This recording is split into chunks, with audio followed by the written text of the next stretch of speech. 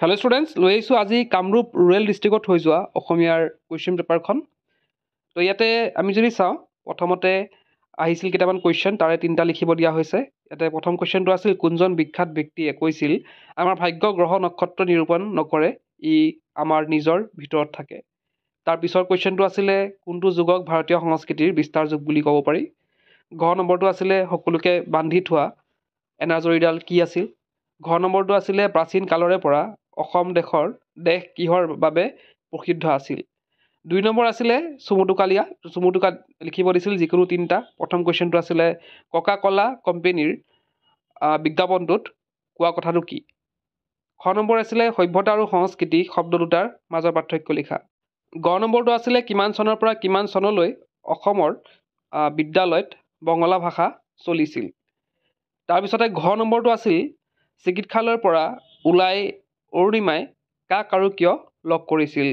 3 নম্বৰতে আছিলে, এজন উদ্যোগী হ'বলৈ যোৱাটোত চাইকেল চলাবলৈ শিকাৰ দৰে একক প্ৰচেষ্টাৰে কৰা কাম বুলি কিয় কোৱা হৈছে। ভাইৰাছ কি, ই কম্পিউটাৰ এটাৰ কেনেদৰে বিজুতি ঘটাব পাৰে। এভাৰেষ্ট বিজয়ৰ সপোন দিঠকত পৰিণত কৰিবলৈ অৰুণিমাই কেনেদৰে অনুশীলন কৰিছিল। তাৰপিছত আছে, কামত ল'ৰা ছোৱালী বুলি ভাগ নাই, যেনেকৈ কাম ভাগ কৰি দিছোঁ তেনেকৈ কৰা। এই কথাষাৰৰ বক্তা কোন, তেওঁ কিয় এই কথাষাৰ ক'বলগীয়া হৈছিল, আঁতিগুৰি মাৰি লিখা। অথবা ইৰাণীসকলৰ নৱবৰ্ষ উৎসৱৰ বিৱৰণ দিয়া। ইয়াতে 5 নম্বৰত দিছে চমুত উত্তৰ লিখিবলৈ, মেহেদি আৰু ঘামেছে কাম কৰা কোম্পানীটোৰ নাম কি, কেন্দ্ৰৰ অৰ্থ কি, লৰ্ড কাৰ্জন কোন আছিল। 6 নম্বৰতে দিছে চমু উত্তৰ লিখিবলৈ। ক নম্বৰ দিছে, বৰগীতটি কি ৰাগত বন্ধা আছে। গংগা যমুনা আৰু সৰস্বতীৰ সংগমস্থলক বুজাবলৈ জিকিৰ কবিতাটোত কি শব্দ ব্যৱহাৰ কৰিছে।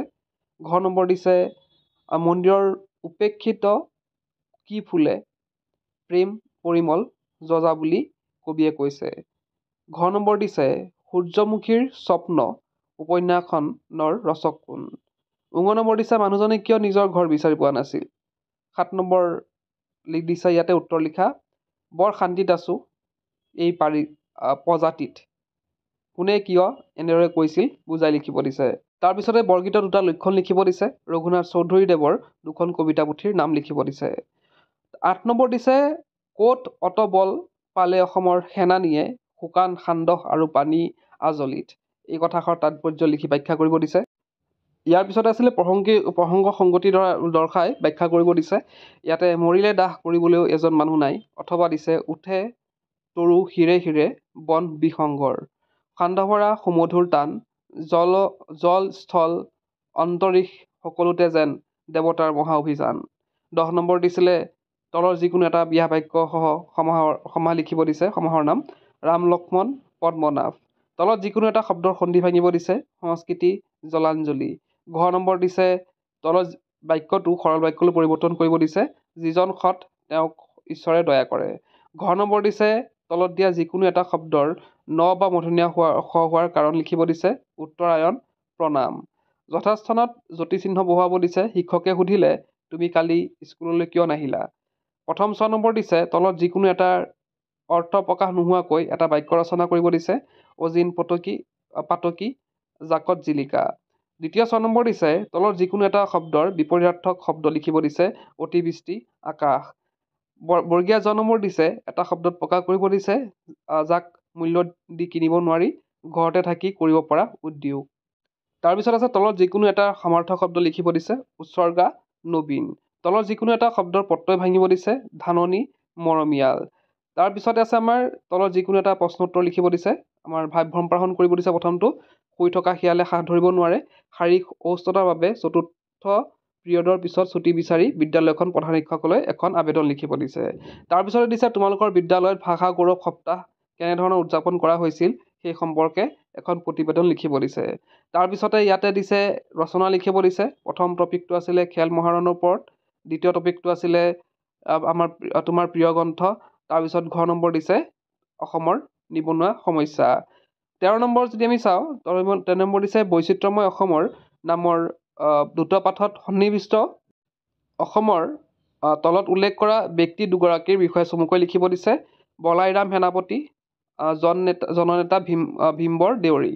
তাৰপিছত 14 নম্বৰ দিছে, তোমাৰ দ্ৰুত পাঠত সন্নিৱিষ্ট অসমৰ যিকোনো 2টা জনগোষ্ঠীৰ ব্যৱস্থা সম্পৰ্কে চমুকৈ লিখিব দিছে। তাৰপিছত দিছে অতি চমু উত্তৰ লিখিব দিছে। কি ৰূপ ধাৰণ কৰি কৃষ্ণই বালিক ছলনা কৰিছিল? অম্বিকাগিৰি ৰায়চৌধুৰীক কি আখ্যা দিয়া হৈছিল? ভট্টদেৱৰ সম্পূৰ্ণ নামটো লিখিব দিছে। তাৰপিছত দিছে ৰত্নো দধি কি? 16 নম্বৰ দিছে নালন্দা বিশ্ববিদ্যালয়ত অধ্যয়ন কৰা কোনজন চীনা ছাত্ৰক কামৰূপ ৰাজ্যলৈ নিমন্ত্ৰণ কৰা হৈছিল? নিমন্ত্ৰণ কৰা ৰজাজন কোন আছিল? খ নম্বৰ দিছে জানা ৰাজা যুদ্ধৰ সন্মুখত অৰ্জুনে এহি বাক্য বুলি ধনুষৰ এৰি কম্পিত হৈলা। এই কথাষাৰ কোনে কাক কৈছিল সেইটো সুধিছে। নহ'লে যে বিশ্বসভাত নহ'ব তোমাৰ বহাৰ ঠাই। বিশ্বসভাত বহাৰ ঠাই পাবলৈ কবিয়ে কি কৰিবলৈ নিৰ্দেশ দিছে?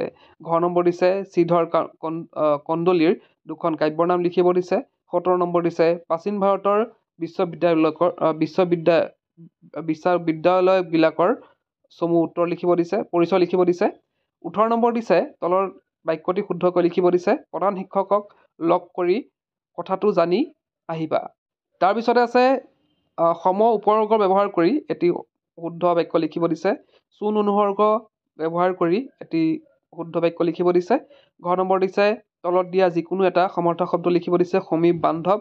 তলৰ যিকোনো এটা শব্দৰ আধুনিক ৰূপত লিখিব দিছে। আশী, কিশোৰ। তাৰপিছত দিছে ছন্দ কাক বোলে লিখিব দিছে। পয়াৰ বা নাইবা দুলাৰী ছন্দৰ সূত্ৰ লিখি উদাহৰণ দিব দিছে।